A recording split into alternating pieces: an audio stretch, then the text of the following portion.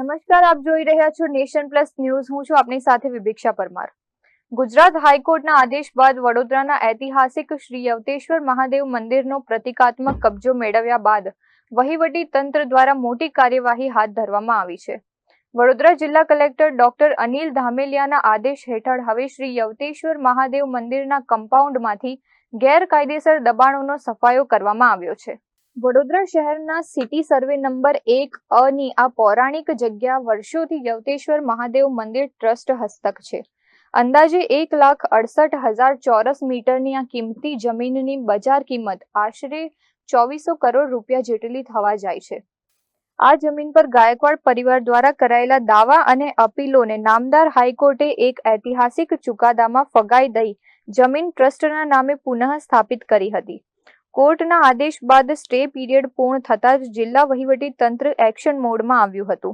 કાયદાકીય પ્રક્રિયા પૂર્ણ થયા બાદ મંદિરની આસપાસ રહેલા ગેરકાયદેસર રહેણાંક મકાનો અને વાણિજ્યિક એકમો પર તંત્રનું બુલડોઝર ફરી વળ્યું હતું.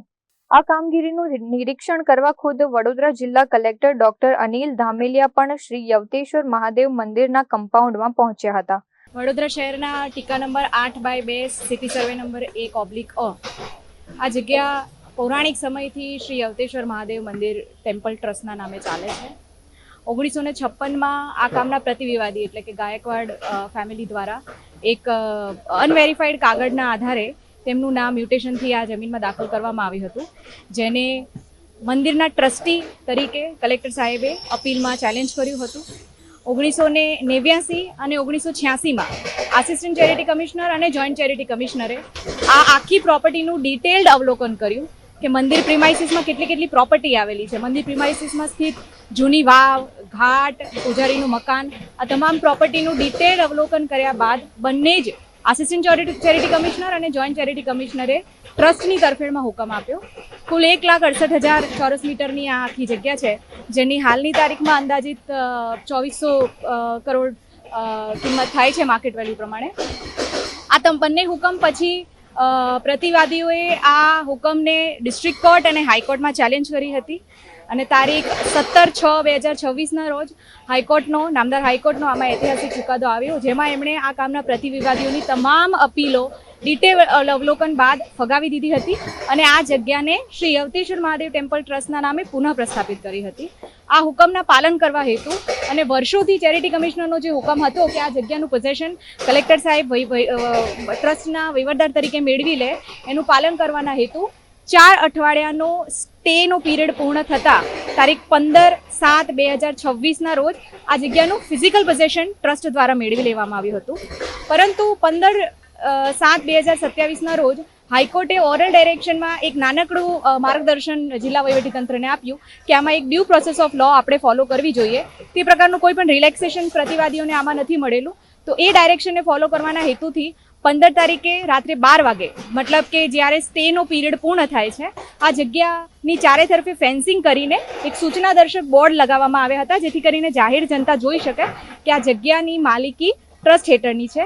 અને ત્યારબાદ આ જગ્યા ઉપર રહેતા તમામ જે ગેરકાયદેસરના કબજેદારો હતા, જેમાં મંદિરની આસપાસ ઘણા રહેણાંક મકાનો છે અને મેઇન રોડની આસપાસ ઘણા બધા વાણિજ્યિક એકમો આવેલા છે, જે તમામે ગેરકાયદેસર હતા. એ તમામ ઉપર લેન્ડ ગ્રેબિંગની ફરિયાદ નોંધવામાં આવેલી હતી.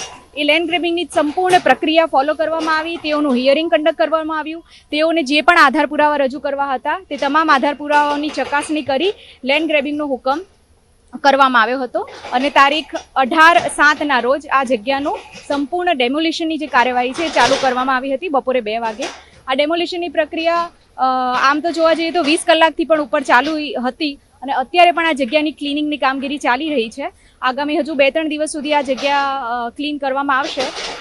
ત્યાં સુધીમાં જાહેર જનતાને વિનંતી કે આ જગ્યા ઉપર જે સૂચના દર્શક બોર્ડ લગાવવામાં આવ્યા છે તેની નોંધ લે.